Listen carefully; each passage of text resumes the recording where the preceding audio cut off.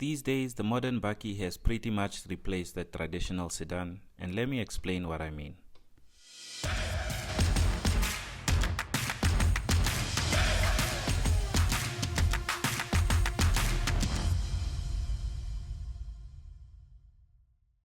Back in the early to mid 2000s, the sedan was the go-to family car. You had the likes of the Toyota Corolla, the Honda Civic and the VW Jetta dominating the budget segment, while the BMW 3 Series, Mercedes C-Class and the Audi A4 catered to those who could afford something a bit more premium.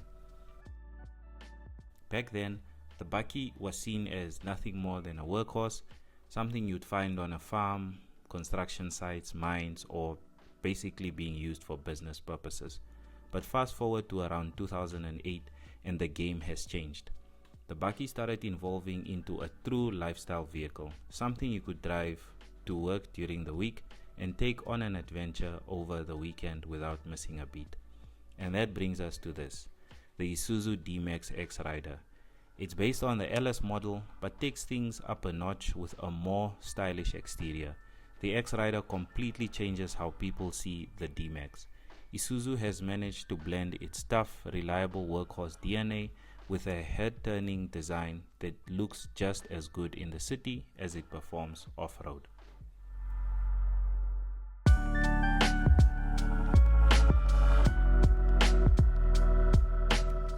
The X-Rider comes in 4 colors, which includes the red spinel, which I had on test, splash white, mercury silver and Islay grey.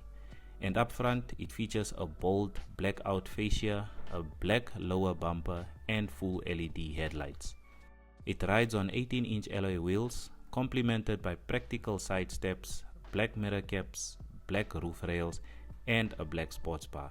You'll also spot black door handles and the X-Rider branding proudly displayed along the body. At the back, things stay clean and functional. LED taillights, Isuzu and X-Rider badging, and a deep spacious load bin capable of carrying up to 1,100 kilograms with a brake towing capacity of 2,100 kilograms.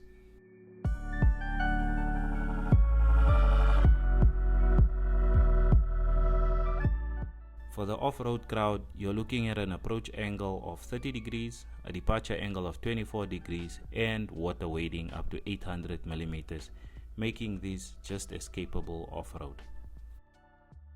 Under the bonnet, the X-Rider shares the same 1.9-liter turbo diesel engine found in the LS, producing 110 kilowatts and 350 Newton meters of torque, and it's paired with a 6-speed automatic gearbox. Now on paper, it might not look like the most powerful bakkie in its class, but that's not the full story. The smaller engine makes it impressively fuel efficient, sipping around 7.6 liters to the 100 kilometers with a 76-liter tank capable of taking you close to 1,000 kilometers on a full tank. Power delivery is modest with a bit of turbo lag, which is expected for this type of setup.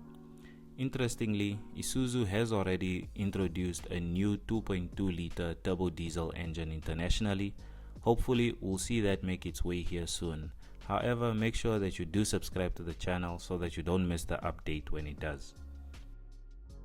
Inside, the X-Rider keeps things simple and functional. You get a multifunctional leather steering wheel with cruise control and a driver's display flanked by 2 analog dials. The 7-inch infotainment system supports both Apple CarPlay and Android Auto. Unlike most modern bakkies, Isuzu has kept the physical aircon dials, which I actually prefer. Most surfaces are made of durable plastic. They are built to last, while the red X-Rider detailing on the dashboard and seats adds a nice touch of flair. If I had to nitpick though, I'd say that the small screen sizes and the lack of keyless entry and push to start feels a bit outdated. While the X-Rider doesn't come with the advanced safety tech found in the V-Cross, I actually appreciate that. It makes for a simpler, more hassle-free driving experience and no need to disable constant alerts every time you start the car. Standard safety features include 7 airbags, inclusive of curtain airbags, a reverse camera, rear parking sensors, stability and traction control, ABS with EBD and brake assist. It's also family friendly thanks to the ISOFIX child seat mounts at the back. The X-Rider is made for someone who wants a practical yet stylish bakkie without breaking the bank. On the road, it's surprisingly comfortable and easy to drive. The steering wheel feels light, visibility is great all around, and the steering position is spot on for long trips. Road noise is kept to a minimum, though you'll still hear a bit of the diesel drone sipping into the cabin, but it's nothing too intrusive. Pricing for the X-Rider starts at around 699,000 Namibian dollars at Ours Motors.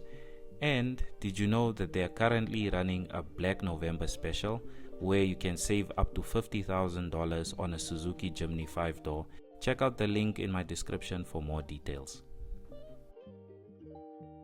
In terms of warranty, you are covered for 5 years or 120,000 kilometers, and you get a 5-year or 90,000 kilometer service plan.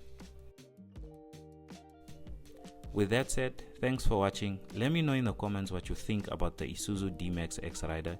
Is this the perfect mix between workhorse and lifestyle, or would you rather go for something else?